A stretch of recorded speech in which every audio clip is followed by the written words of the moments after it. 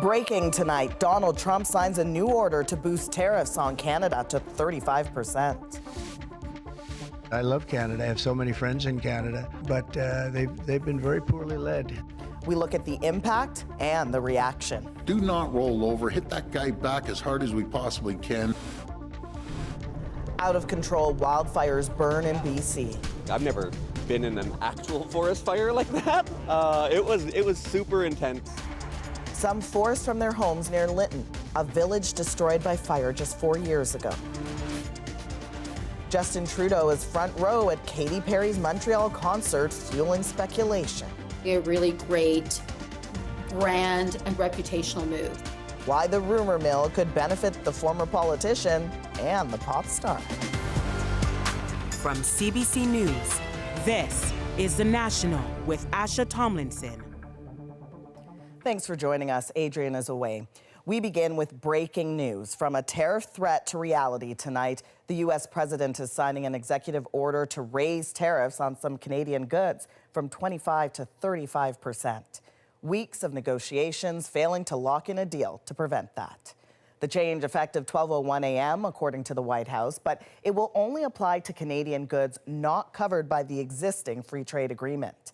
Mexico secured an extension ahead of the same deadline, but Canada only got fresh criticism from Donald Trump. Much of it treading old ground, complaining about fentanyl and dairy, but Canada's decision to potentially recognize a Palestinian state was also raised. Ashley Burke now with the flurry of moves right up to the deadline. Donald Trump putting pressure on Canada on the eve of a trade deadline, hours before making his threats real. We like Canada. I love Canada. I have so many friends in Canada, but they've been very poorly led. They've been very, very poorly led, and all we want is fairness for our country. Tonight news, he signed an executive order increasing the tariff on Canada from 25 to 35% effective Friday. In Ottawa, Mark Carney had spent the day in his office as his team in Washington competed on the ground for the White House's attention. We haven't spoken to Canada today. He's called, and we'll see.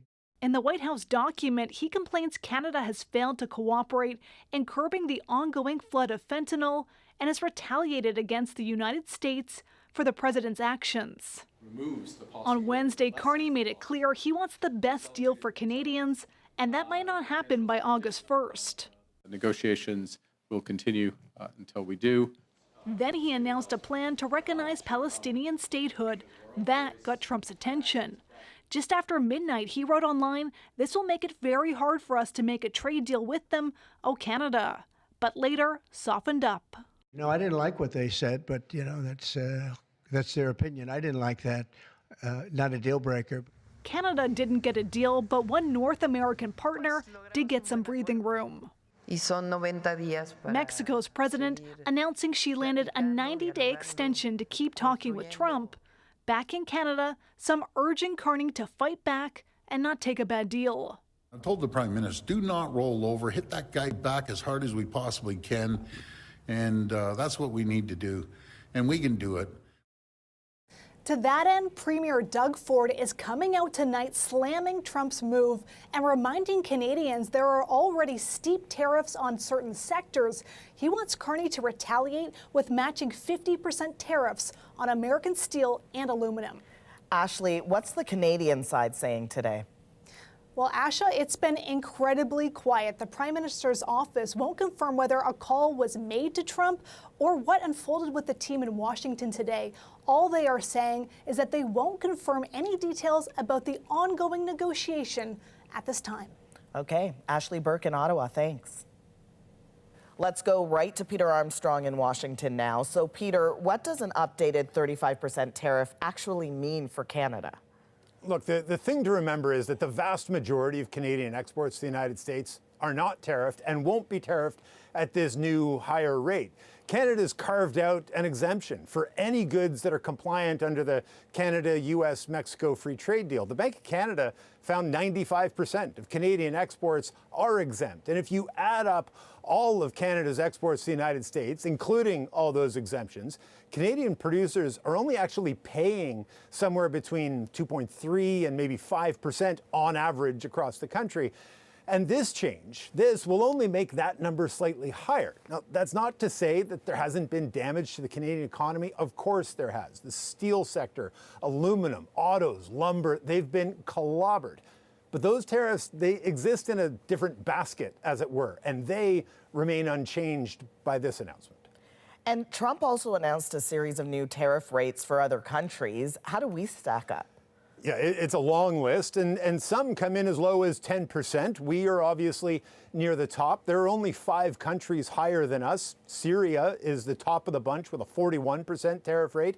But again, once you factor in all the exemptions that Canada secured, Canada's only paying the lowest tariff rate of any major trading nation. And even with this announcement, that is as true tomorrow as it was today. Peter Armstrong in Washington, thank you. Yeah, you bet. Turning now to the situation in Gaza, where the death toll is climbing daily. Health officials report in just 24 hours, nearly 100 people were killed near aid trucks, desperate for food. Chris Reyes now on that deepening hunger crisis and growing international pressure. It's a drop in an ocean of need, and the chaotic scramble for the aid packages shows it. This is what death looks like. People are fighting each other with knives, says this man. Others sift through sand for whatever is left. Conditions are just as hard at this community kitchen where they crowd for lentil soup. Now I have gone 10 straight days without tasting bread, says this man. Gaza's Hamas-run health ministry says 91 Palestinians have been killed and more than 600 were wounded trying to get aid in the last 24 hours. As international pressure mounts on Israel, U.S. Special Envoy to the Middle East, Steve Witkoff, met with Prime Minister Benjamin Netanyahu on addressing the crisis and will next head into Gaza to inspect food distribution. The growing crisis of starvation is among the reasons Canada says it felt the need to move closer to recognizing Palestinian statehood. Also, the expansion of Israeli settlements in the occupied West Bank, deemed illegal under international law, and settler violence against Palestinians, said Prime Minister Mark Carney. In this Palestinian Christian village of Taibeh, this homeowner says a number of Jewish settlers targeted the area Sunday. During the attack, one of the settlers tried to go into our house and burn it, said Kamal Taye. Beyond support for statehood, some experts say it's the conditions on the ground that must change. It's entrenched its occupation. The settlements have expanded. And so, of course, Palestine cannot be an independent state so long as that situation is allowed to continue. In Gaza, every moment is a fight to survive, waiting for that change. Chris Reyes, CBC News, London. Breaking tonight, a small plane has crashed near Ottawa International Airport, landing in a patch of trees. Emergency crews say 3 people were on board, 2 of whom have been rescued and taken to hospital with non-life-threatening injuries. The 3rd person's condition has not yet been confirmed. Investigators also haven't said what may have caused the crash. 25 people were sent to hospital after a Delta plane hit severe turbulence south of the border. The flight was forced to land in Minneapolis-St. Paul, where it was met by emergency crews. It had been heading from Salt Lake City to Amsterdam. I really thought we were going to die. It was that scary. It was like an earthquake. It was just the plane was shaking so hard, and then it would stop, and then it would start again. So it was kind of traumatizing. People not wearing seatbelts reportedly hit the ceiling. Passengers say serving carts were also tossed around, causing injuries. Stinging testimony today in Texas about the deadly flooding earlier this month and an utter lack of government help. Nobody came. No sheriff. Nobody came for us. Nobody. That's unacceptable.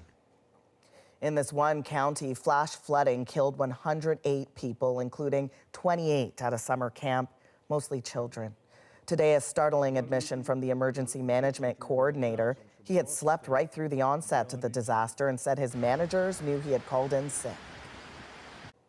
In British Columbia, hot, dry weather has several communities on edge tonight as more than 70 active wildfires burn right across the province. In the Okanagan Valley, more than 200 peachland homes are at risk. In Lytton, 2 First Nation reserves have issued evacuation orders in the same region devastated by wildfire 4 years ago. And in Harrison Hot Springs in the Fraser Valley, campers are being urged to stay away. As Lindsay Duncombe shows us, it's a situation that's reigniting fear for many who have lived through this before. It's hot, it's dry, and anxiety is smoldering in much of British Columbia. Crews are fighting new fires, almost 24 of them, most sparked by lightning. Helicopters showed up, and then like bombers, and you could see trees exploding, and it was like I've never been in an actual forest fire like that. It was super intense. What Paul Wiebe saw from the beach was an all-out effort to save homes in Peachland. 2 main highways briefly closed. People from 400 properties forced to flee. Many are now allowed back, but it's stressful. I have nothing. I have absolutely nothing, right? No clothes, no toothbrush, nothing. Scenes like this are especially troubling for people living near Lytton. The village was destroyed by fire 4 years ago. Now, newly rebuilt homes are socked in by smoke, and it's scary. And it's the color of that smoke. It's that angry kind of orangey color. The fire is 10 kilometers away from the village, so not an immediate threat. There's more concern for 2 sparsely populated First Nation reserves nearby. Evacuation orders are in effect there. We watch it more on an hour-to-hour basis, sometimes minute-to-minute. Changes depending on the wind conditions. There's more lightning in the forecast. Fire officials say it's not whether there will be new fires, but where and how fast crews can put them out. Fires are growing really quickly upon ignition, which is kind of the main challenge that we do experience when things get unseasonably dry and very, very hot. The long weekend forecast will bring warmth and worry. Lindsay Duncombe, CBC News, Vancouver. And wildfire smoke from the prairies is drifting east, blanketing Toronto in a thick haze. The city ranked 3rd worst in the world for air quality Thursday morning, with pollution levels considered unhealthy for everyone. Environment Canada issued a special air quality statement Wednesday night. It has since been lifted. The internet still buzzing tonight over the latest sighting of pop star Katy Perry and former Prime Minister Justin Trudeau, this time at one of her concerts. Sarah Levitt now with the fireworks sparked by fans over this unexpected pairing.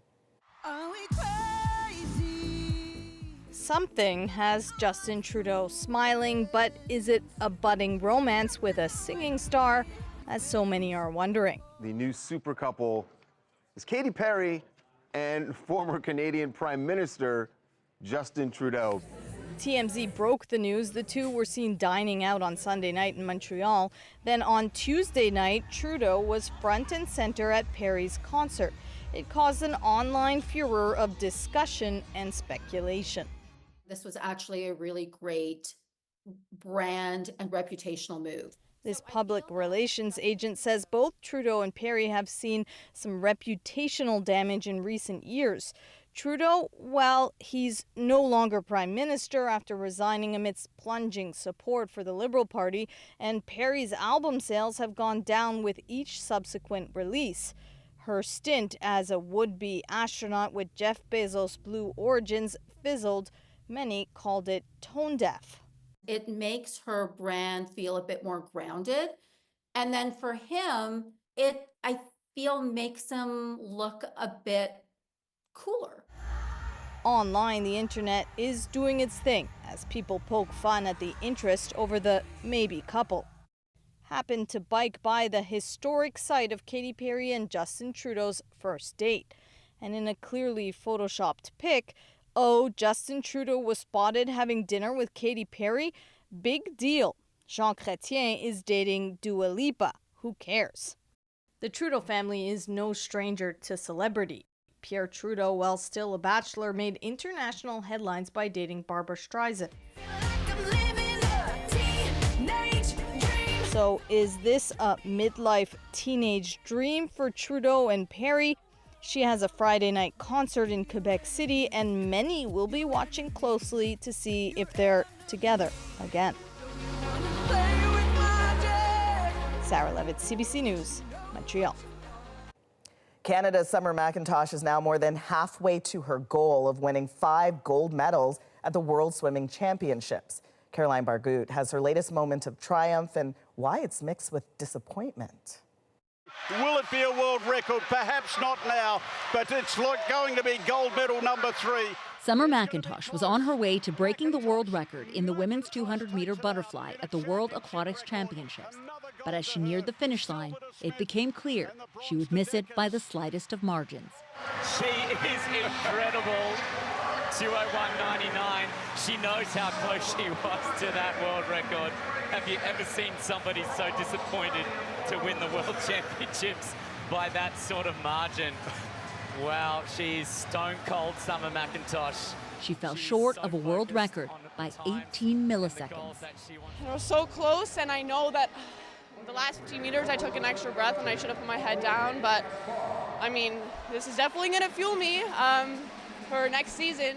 McIntosh holds 4 of the top 10 best times for the 200-meter butterfly, but this is the world record she really wanted to beat.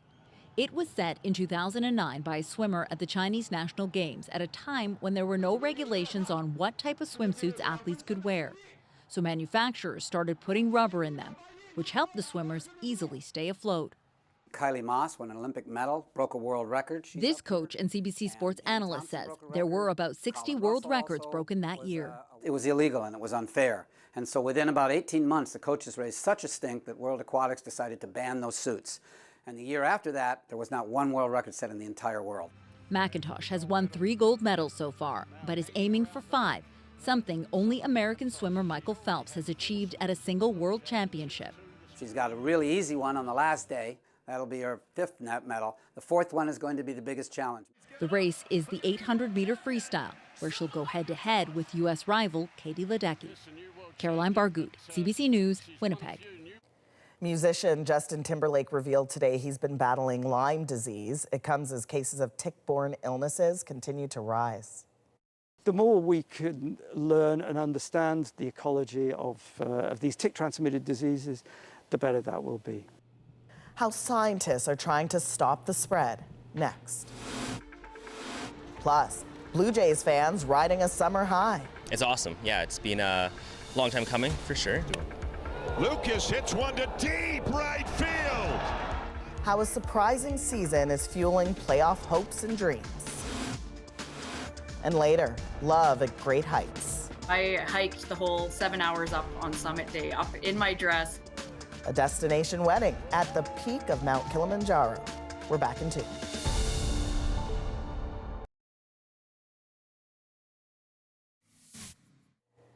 Justin Timberlake has revealed he's been diagnosed with Lyme disease. The pop star made the announcement on Instagram as he reflected on the completion of his extensive world tour. Timberlake wrote, "Living with this can be relentlessly debilitating, both mentally and physically," adding he experienced a massive amount of nerve pain while on stage. While Lyme disease is treatable, some cases can become serious and result in long-term side effects. Lyme disease is primarily caused and spread by ticks, and scientists say they're showing up in places they didn't before. As Jennifer Yoon tells us, Canadian researchers are turning to new methods to curb tick populations and their impact. And I know it's not stylish. Sacrificing fashion. I put on some DEET or Icaridin. Dousing yourself in DEET. Mosquito repellent. It's a way of sampling systematically the environment. All to study ticks without getting the diseases they carry. The ticks are expanding their geographic range northwards and westwards. With the changing climate, ticks are now showing up in places they never have before, and scientists racing to keep up. Several new research programs are studying new ways to curb ticks that have never been used before in Canada. The more we can learn and understand the ecology of these tick-transmitted diseases, the better that will be. One of the systems they're studying, curbing tick populations by making it harder for them to feed on animals. For example, luring deer to rollers soaked in tick-killing chemicals with the hope that'll limit the number of ticks spreading diseases. You attract deer to feed with some grains or other food for the deer, and they put their heads in and feed, and they become treated. Or rodents, putting bait into stations that contain tick-killing pesticides. You're trying to fight nature, and nature evolves and moves. Also increasing, tick-borne diseases, say infectious disease experts. We continue to see more and more cases. We principally see people with anaplasmosis in the spring, but we do see Lyme disease all throughout the year. I like to think that we're smarter than ticks. In the meantime, cover up, use DEET, and try to make changes to your outdoor spaces. You can create like a sitting area on hardscaping surface. You can create clear pathways. You can also thin your vegetation, keep your grass short. Elmia says a national system surveilling tick populations would be helpful. I think it just goes down to public awareness. When the ticks... Because tick-borne illnesses can be managed, even prevented, as long as they're caught and treated early. Jennifer Yoon, CBC News, Mont-Saint-Bruno, Quebec. With about 2 months left in the regular season, Toronto Blue Jays fans have more to cheer about than they have in decades. We have a team full of rookies and call-ups, and we're performing like the best in the league. How fans and the team are already looking towards the playoffs. Plus, as Donald Trump's global trade war drags on, who are the real winners and losers? You find that tariffs hit low-income families 3 times as much as they do high-income families. Breaking down the impact of the tariffs so far. And a unique hotline aims to save the lives of those who use drugs. What are you using on the line with me? Crack. Crack. Did you get it tested? CBC News gets rare access behind the scenes. The National breaks down the stories shaping our world next.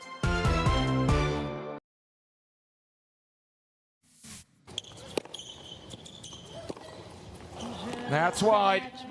And that is the end of Eugenie Bouchard's career. Canadian tennis star Eugenie Bouchard ending her 16-year career on home court in Montreal last night after losing in 3 sets at the National Bank Open. Bouchard turned pro back in 2009, becoming the number 5 ranked women's player in the world in 2014, and the first Canadian to reach a Grand Slam final in the Open era. Fans at Centre Court standing to acknowledge her. An emotional Bouchard calling it a full circle moment. I remember being a little kid sitting in these stands, hoping and dreaming that I would play on this court one day.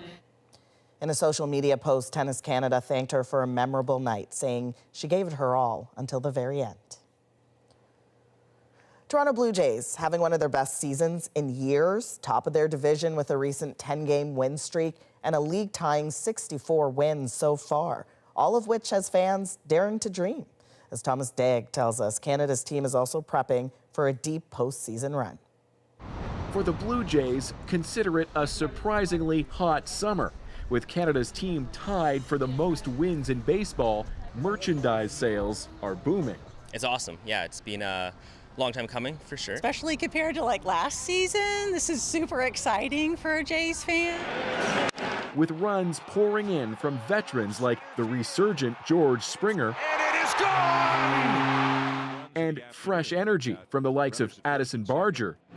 And now Barger hits one to deep right. Toronto's been on a tear. We have a team full of rookies and call-ups, and we're performing like the best in the league. The club now bolstering its starting pitching in the hopes of a deep postseason run, acquiring 2-time All-Star Shane Bieber ahead of Thursday's trade deadline, even celebrating with a nod to that other famous Bieber. We're obviously fired up to be in the position that we're acquiring talent, and really excited for the organization, the fans, the players, the staff. Indeed, the hot streak is sending ticket prices soaring. Some optimistic resellers are even offering seats at the World Series, expecting the Jays will make history. Prices that are right now were much different from 2 months ago. And I think the difference is we weren't expecting this. Across Toronto, the vibes are spreading. These ones are kind of like baseball colored. Especially at this baseball-themed bar selling suds appropriately called Birdwatcher. When the Canadian team in the baseball and the MLB has a serious shot at a pennant race, it's just electric because it's been so long since we've had this much energy around the team. The Jays haven't won a single postseason game in nearly a decade, and there's a lot of baseball still to be played. With 52 games left before October, fans hope their team stays hot. Thomas Daigle, CBC News, Toronto. Now it's time to dig deeper into the stories shaping our world. Canada's Overdose Response Service, a helpline created to keep users from using alone. People are calling and they're not dying. A peer-run initiative to reduce social isolation and stigma. But first, these tariffs are raising revenues. As Trump's global tariff deadline ticks down, countries either have reprieves, no deal, or deals without details. They're just agreements to agree something later. So in Trump's trade game, what defines winning or losing? Eli Glasner breaks down the winners and losers at this stage of Trump's tariff war and why there are warning signs for the U.S. economy. We're going to be setting a tariff for essentially the rest of the world, and that's what they're going to pay if they want to do business in the United States. Thank you very much. It started on April 2nd, America's so-called Liberation Day. It's our Declaration of Economic Independence, 67%. Trump turning the rules of trade on their head with a simple goal. Make America wealthy again. After decades of agreements knitting countries and economies together, Trump radically changed the rules. The winners and losers are coming into focus. So how do you play the Trump trade game? Canadians are already paying a cost, but who comes out on top? Let's start with the guy calling the shots. If the goal is raising revenue, Trump is winning. Trump talks a lot about his deals. What does winning look like for him? I think for Trump, winning just means keeping a tariff rate in place that is high enough that he can live with. Inu Manek follows trade policy for the Council on Foreign Relations, the DC-based think tank. One that helps retain some revenue that he needs to pay for this one big, beautiful bill of tax cuts that he just gave to a lot of wealthy Americans. Well, it's never been boring. Ernie Tedeschi is the director of economics at the Yale Budget Lab. He's had a busy summer adding up all the tariff totals. We project that the new tariffs in 2025 have raised $65 billion so far this year. And that's meaningful and important. As some countries rush to strike early deals in the Trump trade game, win or lose, the answer is always tariffs. Over the past weeks, countries and regions struck deals with varying results. But if you're looking to dig into the details, good luck. For trade experts looking at what's coming out, we're basically seeing announcements, some fact sheets, no real text of an actual deal. So basically what we're seeing are what are called like framework deals. They're just agreements to agree something later. So Trump says he's winning, and we have agreements about future agreements. But in 6 months, the average tariff rate in America has jumped from 2.4% to 18.2%, putting consumers in a losing position. So who's really paying the cost of the tariffs? Based on import price data from other countries, we know that foreign producers are not shouldering much, if any, of these tariffs. We estimate that given the countries we've tariffed and the products that we've tariffed, that would raise consumer prices here overall by 1.8%. That's the equivalent of about $2,400 US less per household per year, which is meaningful. Crunching the numbers, the Yale Budget Lab is predicting rising prices in the next 2 to 3 years, with leather products like shoes and purses up 39%, clothing 37% up, and computers and electronics up 18%. And while Trump celebrates, we're making deals for trillions, trillions and trillions. Which Americans are going to feel the effects of these wins that Trump is celebrating? When we look at the impact of tariffs as a share of income, you find that tariffs hit low-income families 3 times as much as they do high-income families. When it comes to America's closest trading partner, there's no question Canadian businesses are already hurting, with the lack of clarity and increasing costs forcing them into a losing position. Just deep fog. It's very, very hard to make any sort of planning when you can. Simon Gaudreau speaks on behalf of Canadian small businesses who say they're paralyzed. Because how do you deploy your resources? What kind of deals do you want to make with suppliers or customers if you don't know if they're going to be slapped with a 15%, 30%, 35% tariff overnight? Their latest research warns of a possible recession this year. A recent survey of 2,000 businesses suggests entrepreneurs are already feeling the pinch.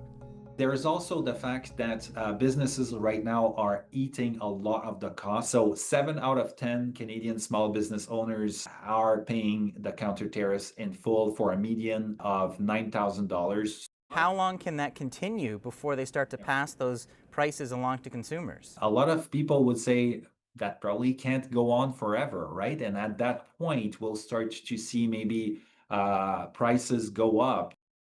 Gaudreau says what his members need most is stability.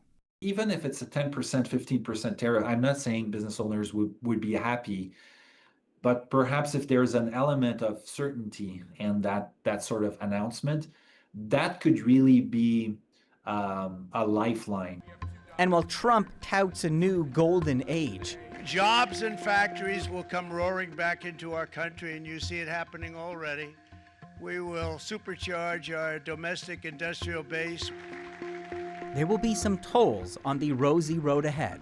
The U.S. imports 50% of its products as intermediate goods. These are things that we then transform and then sell around the world. If we're actually adding a tax on the parts that we then sell to the rest of the world, we're increasing the cost of producing things here. And so Trump's manufacturing revival is going to be really, really costly if he goes about it with increased tariffs. Another potential price for the new world order Trump is trying to build. As Eli outlined, Trump has slapped hefty tariffs on several countries for months. And before Friday's new wave, the U.S. Court of Appeals heard oral arguments today about their legality. The outcome of this case could again reshape Washington's trade strategy. Coming up, an anonymous hotline with a simple goal: keeping people on the phone as they use drugs. People are calling and they're not dying. A behind-the-scenes look at the fight to save lives, next.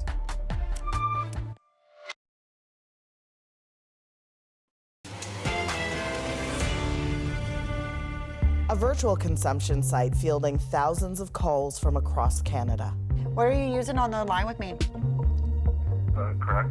Crack. The anonymous hotline helping those using drugs in the shadows and alone. Earlier this summer, Jennifer LaGrassa got exclusive access to how the program works and shows the diverse range of people that rely on it. Good evening, Norris. This is Jody. How can I support you today? So I wanted to use a little bit of fentanyl in smoking. This is NORS, or the National Overdose Response Service. I'm here with CBC now, okay? You okay with going on speaker with me? Yeah, that's okay. Okay, awesome. Give me 1 second, okay? People call this anonymous hotline when they're about to use drugs like fentanyl. Okay, you go ahead. You get started. Enjoy. And operators like Jody will listen for signs of an overdose. Okay. How's it hitting? Hitting good? Yeah. This is her first call tonight. She'll send EMS if she suspects something is wrong. I feel like it's a little bit stronger, so I thought I'd better call just to be sure. It's scary. It's scary because are they okay? Are they okay? That is what is hard in the head sometimes. So as you know, I'm gonna sit with you for at least 15 to 20 minutes, make sure that you're good, okay? CBC News got exclusive access to NORS and some of their calls. I'm so glad that you called in tonight. It's not about stopping drug use, but keeping people alive. Here's another caller. You don't want to tell your family, but you also don't want to be alone. Yeah, for sure. Kind of embarrassing. Most overdose deaths happen when someone uses alone. Do you have any plans for this evening? And surprisingly, callers are not who you might think they are. Maybe some homework, some like counseling and stuff for criminology.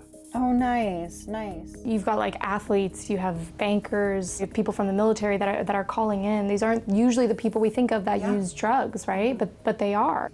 It is a wide variety of people who are in school, in college, getting their masters. These are not folks experiencing homelessness. These are folks with jobs. And both Kim Ritchie and Jody are former drug users.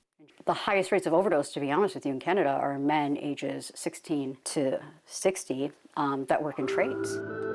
I heard that there was a bad batch going around in my area. What are you using? Crack. Most of the calls come from Ontario, then Alberta, BC, and Saskatchewan. The hotline is trying to get at that large group of people that wouldn't use a safe injection site and is trying to keep their drug use hidden. Still doing okay from that toke? Do you think you're going to do another one with me? Well, I don't think I need to do another one. I need to concentrate on my work. Oh, for sure. With money from Health Canada, they've answered almost 20,000 calls and responded to over 200 overdoses. 0 deaths. Norris called me when I was in the middle of working, saying Faith is unresponsive in the basement. Tamara O'Toole's daughter, Faith, has overdosed at least 3 times on the line. Overdosing sucks, but the hotline was really useful, you know, because, like, you can get help. They're like babysitters, you know. Tamara let Faith live and use at home, but insisted she call Norris. Before, when she didn't call, I was worried constantly.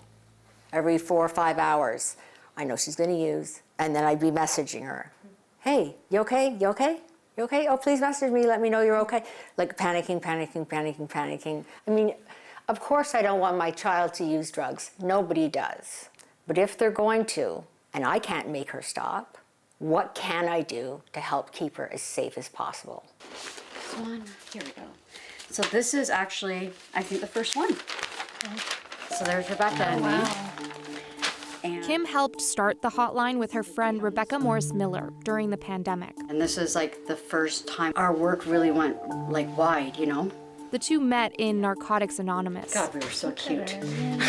When everyone was stuck at home, overdose deaths surged. It was small. We didn't have payment. We were working other jobs, trying to make this thing just come together and like learning how to build something.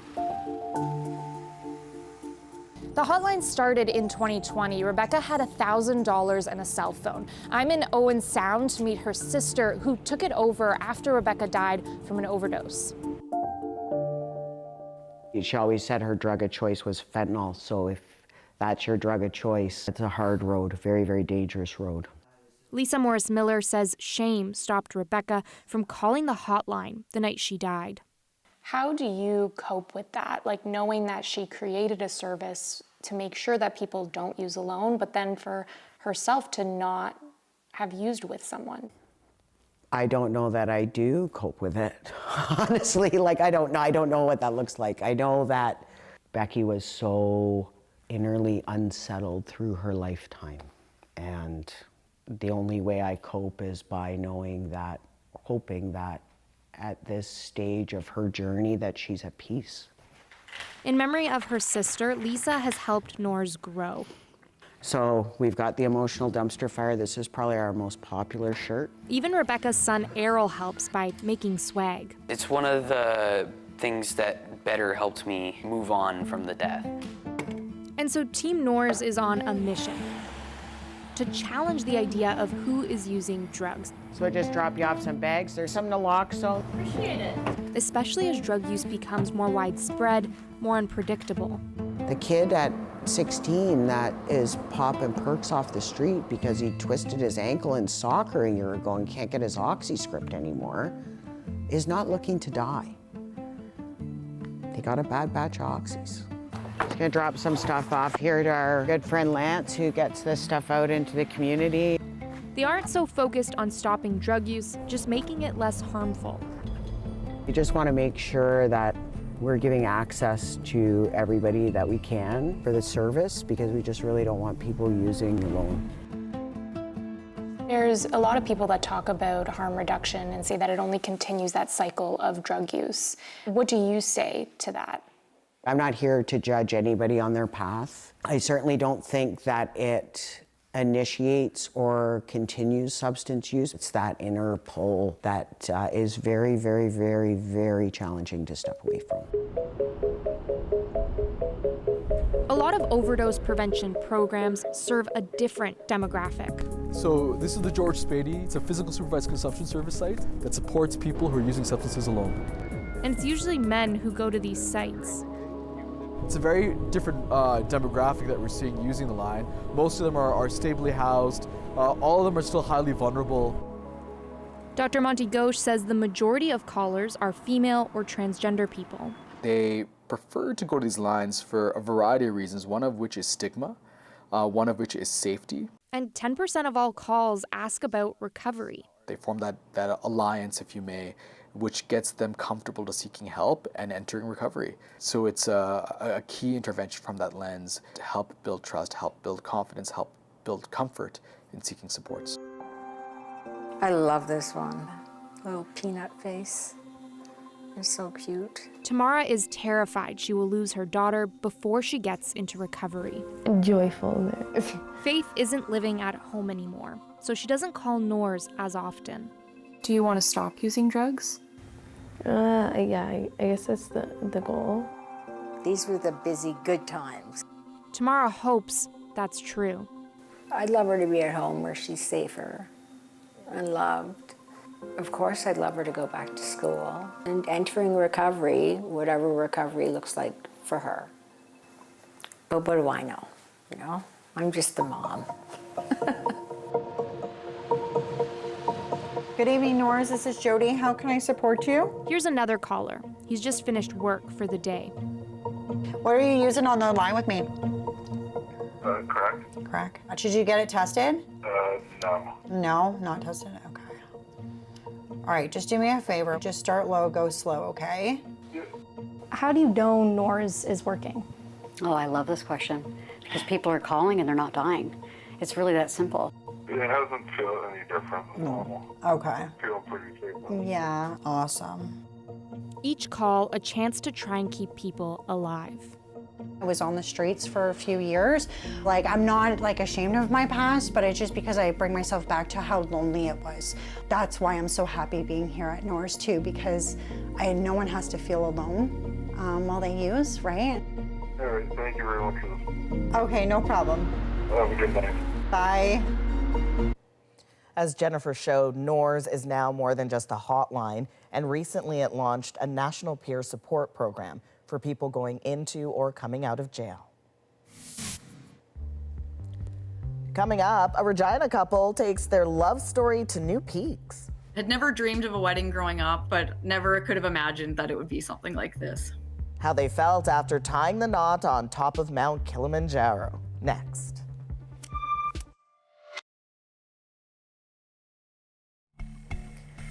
This is Kelsey Bone and Scott Pominville sharing their first kiss as husband and wife on top of the tallest mountain in Africa, Mount Kilimanjaro. The newlyweds from Regina got engaged at Mount Everest Base Camp last September, so it was only fitting to take their wedding to new heights. Tonight, their peak romance is our moment.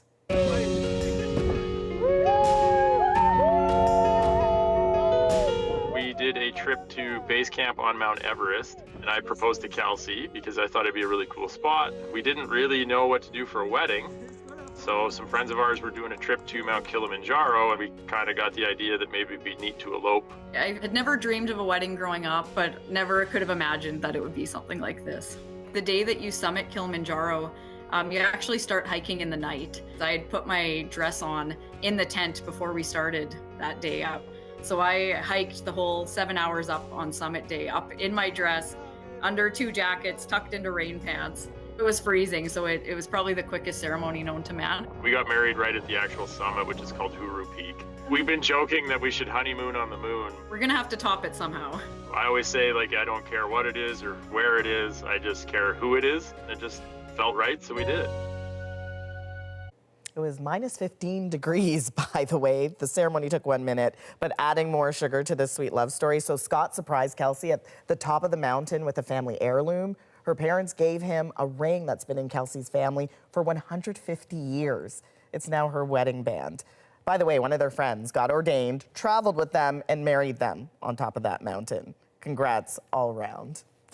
Thank you for being with us. You can watch anywhere, anytime on the free CBC News app and subscribe to the National's YouTube channel. I'm Asha Tomlinson. Take care.